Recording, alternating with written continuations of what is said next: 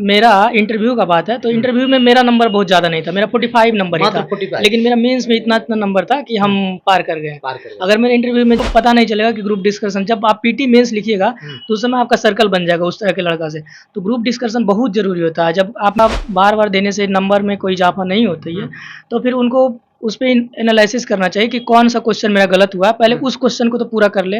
फिर अगर अभी हम लोग उपस्थित हैं एग्जाम टूर चैनल पर और आपसे बता दें मेरे साथ राजेश जी हैं, इनका फाइनल सिलेक्शन हो चुका है बीपीएससी ऑडिटर में। तो इनसे जानेंगे आगे इनका क्या रणनीति था, अब 69 को लेकर आपका क्या रणनीति होना चाहिए, और ये 69 भी देने वाले हैं, कई बार मेंस भी लिखे हैं। तो इनसे जानेंगे क्या क्या आप भी दूर करके जो इनको समस्या हुआ है आपको वो समस्या ना हो, इनसे संपूर्ण रणनीति लेंगे। वीडियो अंत तक देखिएगा। आपका स्वागत है एग्जाम टूर में। Thank you sir. एक बात बताइए, आपका घर कहाँ होगा? मेरा घर नवादा जिला है और नवादा जिला के एक छोटा सा गांव चिलिया बिघा कादिरगंज के अंतर्गत आता है और मैं वहीं से हूँ और मैं अपना प्रारंभिक तैयारी श्रेय आईएएस से की। श्रेय आईएएस से? हाँ, और मैंने 64वीं 65वीं बीपीएससी लिखा था लेकिन कुछ नंबर से छूट गया था, जिसके बाद मैं फिर एक ऑडिटर 2020 में ऑडिटर का वैकेंसी आया, उसमें मैं अपना पीटी दिया। तो पीटी क्वालिफाई होने के बाद मेंस, फिर पुनः मैं श्रेय आईएएस में यहाँ आकर मेंस की तैयारी की और उसके बाद इंटरव्यू दिया। इंटरव्यू भी यहीं से किया? जी, इंटरव्यू यहाँ से किया। एक बात बताइए, और ये जो आपका जर्नी रहा, बहुत बड़ा जर्नी रहा, क्योंकि जो भी अभ्यर्थी बीपीएससी या यूपीएससी की तैयारी करते हैं उनके साथ समस्या यही होता है कि जब ज्यादा समय हो जाता है उस समय लगता है कि अब मेरे से नहीं होगा। आप भी कभी कभी हतोत्साहित होते होइएगा, उसको लेकर आप क्या करते थे? हाँ सर, कभी कभी ऐसा होता था कि लगता था मुझे भी कि नहीं होगा, लेकिन जब जब ऐसा लगता था कि नहीं होगा तो मैंने पहले पीछे का जो एग्ज़ाम दिया था उससे लगता था कि मैंने पहले मेंस लिखा हूँ तो ज़रूर एक दिन एक इंटरव्यू और फाइनल सिलेक्शन ले लूँगा। इससे मैं मोटिवेट होता था और ज़्यादा हो जाता था तो फिर सर से आके मिलता था और सर से पूछता था कि सर ये होता है, मैं होगा कि नहीं। तो सर बताते थे कि बाबू लगे रहो, आज न कल होगा। अभी जो 69 है, समय बहुत कम है और सबसे पीसीएस में देखा जाए तो ये सबसे रेगुलर पीसीएस बीपीएससी है।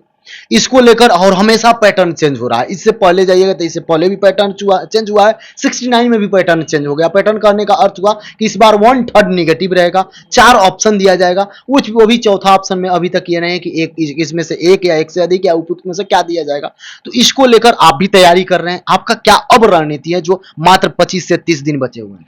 देखिए, अगर जिस लड़का का बेसिक क्लियर होगा, एनसीईआरटी पढ़ा होगा, तो वो 3 ऑप्शन हो या 4 या 5 कोई फ़र्क नहीं पड़ता। जिसको जिस सब्जेक्ट का नॉलेज होगा या जिस चैप्टर का उसमें वो कर लेगा। और बात रहा कि 25 दिन में आप किस तरह से तैयारी कीजिएगा, तो हर लड़का अपना एक छोटा शॉर्ट नोट बनाता है। वो शॉर्ट नोट को देखे और करेंट और साइंस ये दोनों पोर्शन बहुत ज़रूरी होता है, तो इसको ज़्यादा फोकस करना चाहिए 20-25 दिन में। साइंस के लिए आप क्या किए हैं? साइंस आप किन से पढ़े हैं? साइंस हम यहीं पढ़े थे, श्रेय आईएएस में ही पढ़े थे। और एक साइंस का सबसे अच्छा है कि एनसीईआरटी बुक देख ले। अगर अभी नहीं होता है तो एनसीईआरटी सार बुक आता है छोटा-छोटा, जिसमें वो एनसीईआरटी बहुत है, क्योंकि पिछले कई बार आप देखिएगा तो हमेशा साइंस का एनसीईआरटी से ही आया है और उससे ज़्यादा कुछ नहीं रहता है। यदि करंट देखा जाए, करंट हो गया, साइंस हो गया, बिहार स्पेशल, ये 3 पोर्शन जो है इसको यदि अच्छा से करते हैं तो आप 50% तैयारी आपका हो जाता है। करंट के लिए आप क्या करते हैं? करेंट के लिए न्यूज पढ़ते हैं और हाँ, दैनिक जागरण न्यूज लेते हैं, उससे देखते हैं और छोटा-छोटा बुक आता है एसपीडी वगैरह मार्केट में, उससे करंट अफेयर कर लेता हूँ। सबसे महत्वपूर्ण होता है अपना सेल्फ एनालिसिस। इसको लेकर टेस्ट से बेहतर कोई ऑप्शन नहीं होता है। बहुत सारे अभ्यर्थी क्या करते हैं, सेट प्रैक्टिस लगा लेते हैं, उसको ले जाकर रख देते हैं। आज यदि 65 आया, 20 दिन बाद भी टेस्ट दे रहे हैं तो वही 65 आया, 70 जो आता है, अंक में इजाफा नहीं होता है। तो कौन सा सेट लगाना चाहिए? यदि सेट प्रैक्टिस दे रहे हैं तो अंक बढ़ाने के लिए क्या करें? हाँ, तो इसमें जब किसी लड़का का बार-बार देने से नंबर में कोई इजाफा नहीं होती है, तो फिर उनको उस पे एनालिसिस करना चाहिए कि कौन सा क्वेश्चन मेरा गलत हुआ है, पहले उस क्वेश्चन को तो पूरा कर ले। फिर अगर वो लड़का 10 टेस्ट देगा तो फिर पुनः वो क्वेश्चन आ जाएगी और फिर उस क्वेश्चन को सही कर लेगा। अगर वो लड़का उसी लड़का का नंबर इंक्रीज नहीं होता, जो कि पहले वाला क्वेश्चन जो गलत हुआ उसके आगे उस पर विचार नहीं करता है। क्या सेट प्रैक्टिस करते समय क्वेश्चन का सॉल्यूशन देखना चाहिए, या एक जैसे कोई प्रश्न बनाए आप जो आज आपसे नहीं आया, उसमें चारों ऑप्शन पर कमांड करना चाहिए या केवल आंसर रट के चलना चाहिए? नहीं, चारों ऑप्शन कमांड कीजिएगा तो आपका एक क्वेश्चन से 4 क्वेश्चन का आंसर मिलेगा। अगर आप 4 ऑप्शन के बारे में जानते हैं, अगर वो ऑप्शन के बारे में जानने का कोशिश कीजिए कि ये क्या है, ठीक है? उसके बाद आप वो क्वेश्चन कीजिए, ना कि आंसर रटिएगा। आंसर रटिएगा तो कितना आंसर रट पाइएगा, बहुत ज़्यादा आंसर नहीं कर पाइएगा। और अगर 4 ऑप्शन कीजिएगा तो 100 क्वेश्चन अगर सेट मारे 150, तो आपको उसके 4 गुना क्वेश्चन हल होगा। डाटा के लिए, चूंकि आप चले जाइए किसी भी अनुच्छेद हो, या आप हिस्ट्री में चले जाइए, या करंट में चले जाइए, या बजट में चले जाइए, डाटा बहुत महत्वपूर्ण है।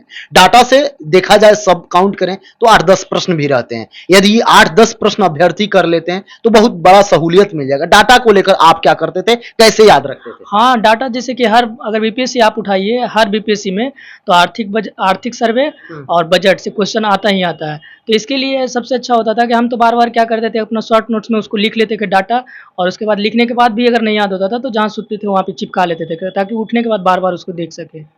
कितना समय अभ्यर्थी को देना चाहिए? बहुत सारे लोग पूछते हैं, ये पूछना नहीं चाहिए किसी भी अभ्यर्थी से, सबका अलग अलग होता है। आप कितना समय देते थे जब पीटी नजदीक रहता था, मेंस का एग्जाम नजदीक, उस समय? हम ज़्यादा पढ़ते नहीं थे, बस हम पढ़ते थे ये 6 घंटा पढ़ते थे, ज़्यादा पढ़ते नहीं। हम खेलते-वेलते थे ज़्यादा, दोस्त के साथ टाइम। बहुत सारे अभ्यर्थी ये आरोप लगाते हैं कि जिनका भी इंटरव्यू होता है, जब रिजल्ट आ जाता है तो वो बोलते हैं ज्यादा नहीं पढ़ते थे, खेलते थे, जबकि ऐसा नहीं है। आप सही में बताइए, अभ्यर्थी को आप कितना समय देते? नहीं, 6 घंटा सफिशिएंट है। हाँ, 6 घंटा अगर कोई भी पढ़ ले, या तो वो अपना रूम में या लाइब्रेरी कहीं जाके 6 घंटा पढ़े, तो उसका रिजल्ट पक्का होगा। बस कि डायरेक्शन अच्छा हो, सर के गाइडलाइंस में रहे। 6 घंटा बहुत सफिशिएंट है। 6 घंटा सफिशिएंट बहुत है। यदि अभ्यर्थी देखते हैं, आजकल एक ट्रेंड चला हुआ है, ग्रुप डिस्कशन करते हैं, अपना 2-4 व्यक्ति ग्रुप बनाकर चलते हैं। क्या वो आप भी किए थे, या आप अगर किए हैं, या जो अभ्यर्थी कर रहे हैं, उनको किन किन बातों को इस पर ध्यान देना चाहिए? हाँ, ये ग्रुप डिस्कशन तो राजनीति भी बहुत होने लगता है। शुरू में तो आपको पता नहीं चलेगा कि ग्रुप डिस्कशन, जब आप पीटी मेंस लिखिएगा तो उस समय आपका सर्कल बन जाएगा उस तरह के लड़का से। तो ग्रुप डिस्कशन बहुत जरूरी होता है। जब आप मेंस लिख रहे हैं तो कोई भी क्वेश्चन लिखिएगा, तो अगर 5 लड़का के साथ डिस्कशन कर रहे हैं तो उसमें 5 डाटा या 5 पॉइंट मिल जाएगा, तो इससे अच्छा होगा। और ये ग्रुप डिस्कशन का बात है तो बहुत जरूरी होता है मेंस के टाइम में। मेंस के टाइम में बहुत जरूरी होता है। पीटी तो आप अकेले कर ले सकते हैं, लेकिन मेंस में इसको करने से ये होता है कि मेंस में नंबर का इजाफा होता है। हाँ, एक बात बताइए, जो अभ्यर्थी नया आने वाले हैं या जो आपको देख रहे हैं, उनको आप क्या सलाह दीजिएगा? वह यदि कोई संस्थान ज्वाइन करना चाहते हैं, या केवल एनसीईआरटी पढ़ने से हो जाएगा, या पहली बार हैं तो संस्थान ज्वाइन करें, और कौन सा संस्थान आप सजेस्ट कीजिएगा? नहीं, अगर कोई नया बच्चा है, कोई नया इसमें आना चाहता है, तो उसको कोई कोचिंग ज्वाइन करना ही होगा, क्योंकि बीपीएससी पहले जैसा नहीं रहा। अब उसको गाइडलाइन की ज़रूरत होती है, कोई सर का मदद चाहिए। तो हम तो कहते हैं कि आए तो फिर सबसे पहले आप कोचिंग ज्वाइन करें, उसके बाद में पता चल जाएगा कि कैसे-कैसे क्या करना है। सर बताएँगे, गाइडलाइन देंगे, और सर जिस तरह से कहेंगे आंसर राइटिंग करने के लिए, क्योंकि शुरू में कोई भी आता है तो उसको नहीं पता रहता है कि कैसे क्या करना है, तो टाइम ज़्यादा लग जाता है। जहाँ 1 साल लगना चाहिए वहाँ 3 साल 4 साल लग जाता है, फिर लड़का मतलब गाइडलाइन डिमोटिवेट ज़रूरी है। और हम बताते हैं कि अगर कोई मेंस करना चाहता है तो श्रेय है, इससे अच्छा कोई कोचिंग हमको नहीं। पीटी के लिए अच्छा नहीं है? पीटी के लिए भी अच्छा है, लेकिन मेंस के लिए हम बहुत ज़्यादा बहुत ज़्यादा आप प्रेफर मेरे जैसा। एक बात बताइए, बहुत सारे अभ्यर्थी होते हैं जिनका पीटी होता है, मेंस भी हो जाता है, इंटरव्यू में छट जाते हैं, या बहुत ऐसे विद्यार्थी हैं जो कहते हैं मेरा मेंस का तैयारी बहुत अच्छा है लेकिन पीटी ही नहीं निकलता है, उनको क्या करना चाहिए? जिसका मेंस का तैयारी अच्छा होगा उसका पीटी तो निकल ही जाएगा, बशर्ते कि कुछ करेंट इवेंट में गलती करता होगा। करेंट इवेंट सुधार लेगा तो वो निकल जाएगा। और बात रही कि जैसे कि मेरा इंटरव्यू का बात है, तो इंटरव्यू में मेरा नंबर बहुत ज़्यादा नहीं था, मेरा 45 नंबर ही था, 45। लेकिन मेरा मेंस में इतना नंबर था कि हम पार कर गए। अगर मेरे इंटरव्यू में ज़्यादा नंबर 70-80 नंबर आता तो मैंने 520-30 कर जाता। हाँ। आपसे इंटरव्यू में क्या पूछा गया? वो कौन सा प्रश्न पूछ दिया गया जिससे कि आपका इतना कम मार्क्स आया? मेरा था मैथ था, ग्रेजुएशन मैथ से किए थे। तो मेरा मैथ से क्वेश्चन भगत सर का बोर्ड में था, तो मैथ से क्वेश्चन करने लगे थे, फंक्शन वगैरह। मैं बहुत दिन से पढ़ा नहीं था, और बोर्ड पे लिखवाने के लिए फंक्शन, फिर महारत्न कंपनी का नाम पूरा का पूछे, 2-3 बोले, फिर बोले पूरा बताओ, तो पूरा नहीं बताया। फिर मेरा ये ऑडिटिंग था, ऑडिटर था, तो इससे भी पूछने लगे कि कितना प्रकार से ऑडिटिंग होता है, और आप कीजिएगा और सीएजी करेगा तो क्या अंतर रहेगा, यही सब में क्वेश्चन हुआ, तो मैंने बहुत लूज हो गया था। एक बात बताइए, बहुत सारे अभ्यर्थी जाते हैं इंटरव्यू देते हैं, वो सोचते हैं कि कोई इंटरव्यूअर वहां से सवाल किए उसको गोल गोल घुमा दें। बहुत लोग ऐसे होते हैं जो सॉरी बोल के निकल जाते हैं। क्या सॉरी बोलना बेहतर होता है, या आंसर नहीं आते हुए भी गोल गोल घुमाना सही होता है? नहीं, सॉरी बोल के निकलना उचित होता है, क्योंकि अगर आप घुराने का कोशिश कीजिएगा तो सामने वाला को पता चल जाता है, हाँ, फंसा देता है। जैसे कि हमने बोला कि नवरत्न और महारत्न, तो मुझे पता था कि नवरत्न कंपनियाँ कितना, महारत्न, तो बोले कि जो सब बता सकता है, तो हम बोले कि सॉरी सर, सब नहीं बता सकते, 1 2 3 बता सकते हैं। तो कि ठीक है बताओ। तो अगर हम घुराना चाहते कि हाँ बोल देते और 3 4 ही बोल, लेकिन वो पता था उनको कि इनको उसको पूरा आता नहीं है, क्योंकि फेस कैच कर लेते हैं वो।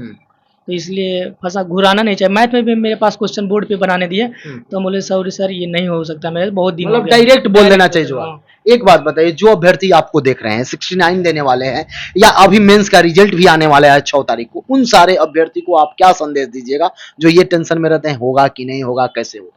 नहीं, ये 20 दिन अगर कोई अच्छा से कर लेगा तो उसका रिजल्ट होगा। और अगर 20 दिन ही, ये मैक्सिमम, कोई लड़का ऐसा नहीं होता है कि 6 महीना 7 महीना से पढ़ रहा है, वो लास्ट ही टाइम 1 महीना 2 महीना पढ़ता है, लास्ट टाइम, और जिसका लास्ट अच्छा हो जाता है उसका रिजल्ट हो जाता है, वो मेंस हो या पीटी। अगर आप पहले से ही पीटी का तैयारी कीजिएगा तो पता चला कि एग्जाम के टाइम आप भूल जाइएगा। जीके जीएस एक ऐसा सब्जेक्ट है कि लास्ट आते आते भूल जाइएगा, जब एग्जाम का प्रेशर आ जाएगा। इसलिए जो 20 दिन में पढ़ता है या 1 महीना पहले पढ़ता है, वही लड़का आगे अपना एग्जाम सेंटर और एग्जाम देते वक्त वही कैच करके रखता है, उसी से आंसर करता है।